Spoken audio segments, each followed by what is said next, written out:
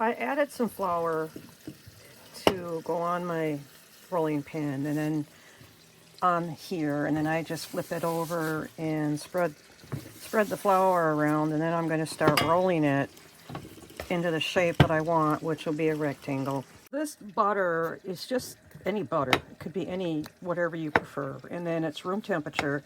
And then I just put it on like this, spread it around. After the whole surface area is buttered, or whatever fat you'd like to use, just take some sugar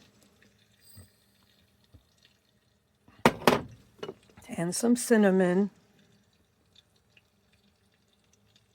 Doesn't have to be anything specific. All I can say is if you're making cinnamon rolls, you should use enough cinnamon so it tastes like cinnamon rolls.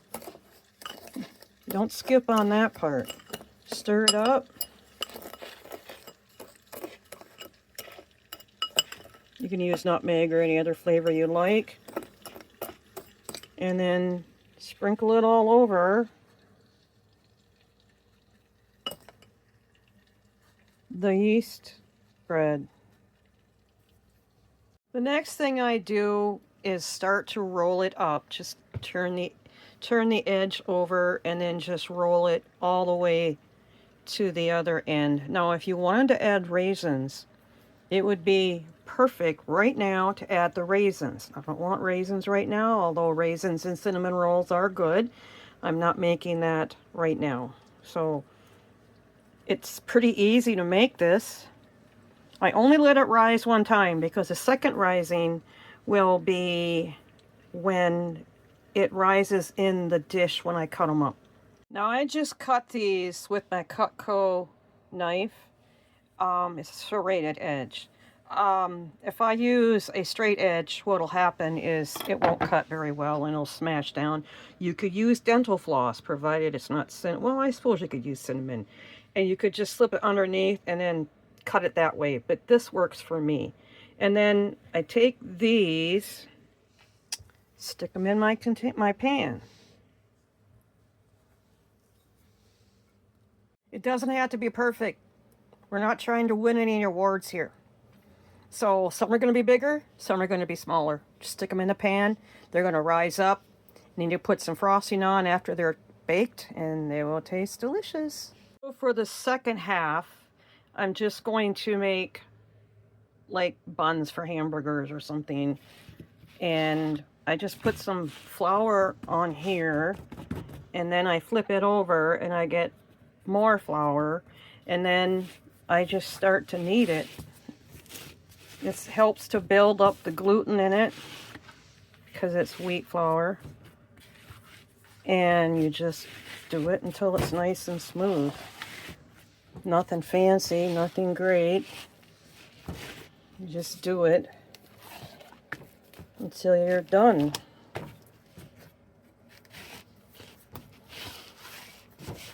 So I cut it into eighths, and then I'm going to form them into little round balls that I can put into my greased baking dish. So basically you pull the outsides to the center and you kind of push it together and you kind of make it into a little ball like that. And then you put it in your pan. And you do that with all of them.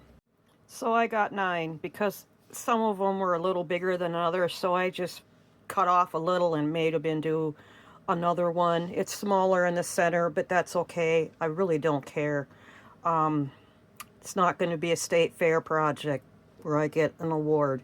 This is just for me. Anyways, now everything rises and till it doubles. I did put plastic wrap over them, so I don't want them to dry out. I'm just going to put them in the oven and walk away. Normally I just pop it up to 100 degrees and then it rises faster, but there's no rush in my life right now. It will rise just fine with the temp that's ambient in the oven. So to make this frosting, I blend the half a cup of butter with 8 ounces of the cream cheese, until it's smooth and creamy. And then I will add the powdered sugar, the vanilla, and the salt's already in there. And if I need, I'll add some cream. So that's it. Pretty simple recipe.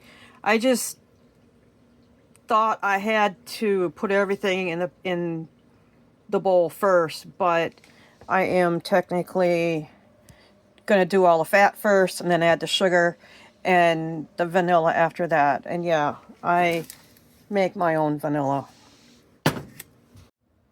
Now I didn't add any heat. It's whatever the ambient temp is, and it is raising up really nice. I'll be baking these pretty darn soon. After I had beaten up the butter and the cream cheese, I will now add the powdered sugar and the vanilla, and then I will see how thick it is or thin. If it's too thick, I can add cream. If not, I won't. These sweet rolls have doubled in size as well as these buns.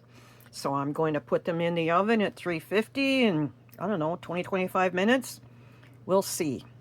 The idea to know when they're done is when they don't smell yeasty, and they should be brown, but they're in glass, they're not in metal, so they may not be as brown. And the frosting's done. I didn't have to add any cream. It's plenty great. Just, oh, it's amazing. Now I didn't add any heat. It's whatever the ambient temp is, and it is raising up really nice. I'll be baking these pretty darn soon.